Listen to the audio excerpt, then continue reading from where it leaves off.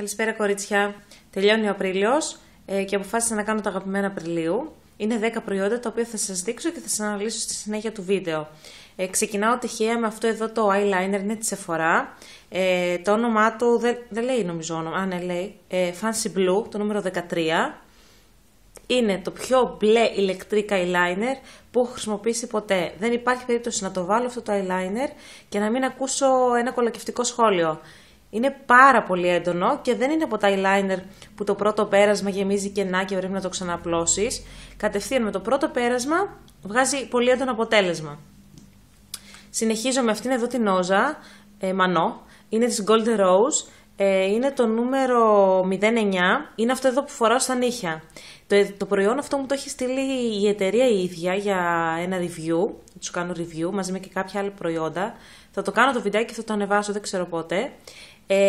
Πραγματικά, ενώ έχω τόσες πολλές όζες και έχετε δει πόσες έχω, είναι καταπληκτική. Έχω ξαναδοκιμάσει άλλα μανώ από την Golden Rose, αλλά αυτό το συγκεκριμένο είναι καινούργιο, είναι με το πλατή πινελάκι και κρατάει πάρα πολύ. Είναι αυτή που φοράω, είναι φούξ, έτσι, δείτε. Την φοράω από την Τετάρτη, σήμερα είναι Κυριακή, σχεδόν 5 μέρες και το μόνο που έχει πάθει είναι σιγά σιγά να βιάζει προς τα κάτω, φυσικά και θα τα ξεβάψω. Είναι αυτό εδώ. Λοιπόν, πολύ καλό προϊόν, αν το βρείτε, έχει στα μαγαζιά περίπου για 2,5 ευρώ. Συνεχίζω με άλλο ένα αγαπημένο κραγιόν, είναι της NYX. Είναι το νούμερο 126. Είναι ένα κραγιόν το οποίο μπορείς να το έχεις στη τσάντα, το περνάς ένα πέρασμα και δίνει ένα πολύ φυσικό και γλυκό ροζ. Ούτε πολύ έντονο, ούτε πολύ απαλό, γιατί δεν μου αρέσει και το άχρωμο ροζ. Είναι πάρα πολύ pigment, δηλαδή βγάζει πάρα πολύ χρώμα.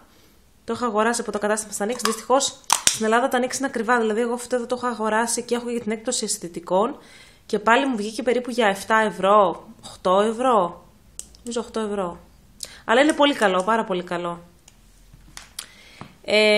Άλλο αγαπημένο είναι της Maybelline το Fit Me, το concealer. Εγώ έχω το light, την πιο ανοιχτή απόχρωση. Είναι το καθημερινό μου concealer.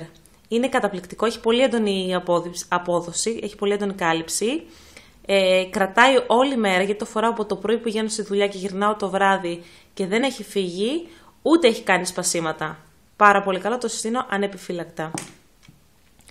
Συνεχίζω με την πούδρα τη γνωστή της Rimmel. Θα την έχετε δει και γενικά στο YouTube να παίζετε πολύ. Εγώ έχω το διάφανο, το 001, transparent. Πάρα πολύ καλή πούδρα. Την αγόρασα μέσω eBay για περίπου 9 ευρώ, 10 ευρώ. Θα σας αφήσω link από κάτω, αν ισχύει ακόμα από το συγκεκριμένο εκδότη που το πήρα.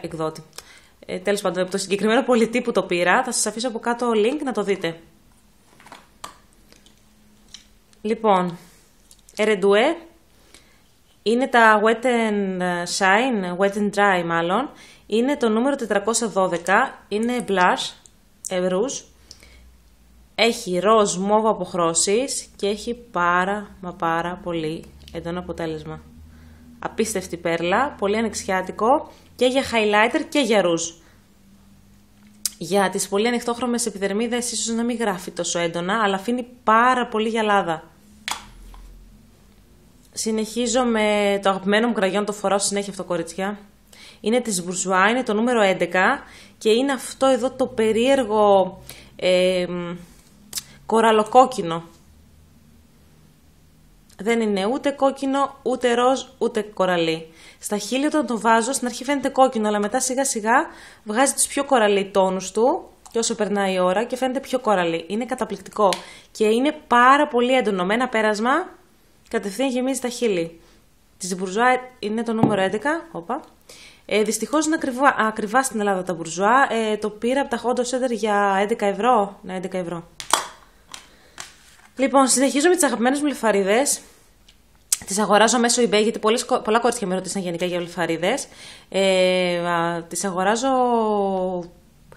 όλο αυτό εδώ το πακετάκι με τις 5 βλεφαρίδες για περίπου 5,5 ευρώ. Ναι, νομίζω 5,5 ευρώ. Είναι πάρα πολύ απαλές, αν και είναι πλαστικές φυσικά. Αλλά είναι συνθετικές, είναι πάρα πολύ ωραίες. Είναι Έχουν πολύ καλές λεπτομέρειες. Φυσικά μπορείτε να τις κόψετε, να τις κάνετε πιο χαμηλές, να κόψετε εδώ το περιττό, ανάλογα με το αποτέλεσμα που θέλετε να δώσετε. Εγώ συνήθως παίρνω από το συγκεκριμένο πολιτή το νούμερο 6. Θα αφήσω και από αυτό το link από κάτω. Η αντίστοιχη κόλλα που έχω αγοράσει πάλι από το eBay. Είναι η καλύτερη κόλλα για βλεφαρίδες που έχω δοκιμάσει. Και το καλό είναι ότι έχει... Δείτε λιγάκι, έχει πινελάκι. Ούτε εναλλερώνεσαι ούτε τίποτα. Περνάς ένα πέρασμα στις άκρες από τις βλεφαρίδες, αφήνεις περίπου για 60 δευτερόλεπτα, κολλάς και είναι απίστευτο. Το συγκεκριμένο το πήρα νομίζω για 2 ευρώ και αυτό από μέσω eBay. Είναι κάτι αντίστοιχο με τις Revlon. Η Revlon έχει σε τέτοια μορφή κόλλα για βλεφαρίδες, αλλά η Revlon τη βρίσκεται για 10-15 ευρώ. Δεν υπάρχει περίπτωση να δώσω κόλλα για 15 ευρώ. Και το τελευταίο προϊόν, το οποίο είναι σχετικά καινούριο, αλλά όπως βλέπετε το έχω χρησιμοποιήσει, είναι αυτό το washing gel. Το αγοράζω από καταστήματα ΑΒ, το σούπερ μάρκετ ΑΒ. Είναι στην ουσία ένα φρόλουτρο παύλα σαμπουάν για παιδάκια. Περιέχει μέσα και μεθέριο έλαιο λεβάντας και αμυγδαλέλαιο. Δεν περιέχει παραμπέν. Η τιμή του είναι περίπου 2,5 ευρώ και είναι καταπληκτικό. Είτε για φρόλουτρο, είτε για καθαριστικό στο πρόσωπο, είτε για καθαριστικό για τα πινέλα σας. Είναι πάρα πολύ απαλό, έχει πάρα πολύ ωραίο άρωμα, δεν ξέρει την επιδερμίδα. Και εγώ γενικά που έχω πολύ ευαίσθητη επιδερμίδα, αν και λιπαρή, έχω πολύ ευαίσθητη επιδερμίδα, μου έχει καθίσει απίστευτα καλά. Είναι της ΑΒ από τη σειρά Care.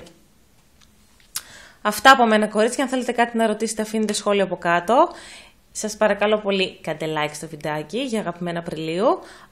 Αφήστε και κάποιο βίντεο response για όποια κοπέλα θέλει και θα τα πούμε στο επόμενο βίντεο. Γεια σας!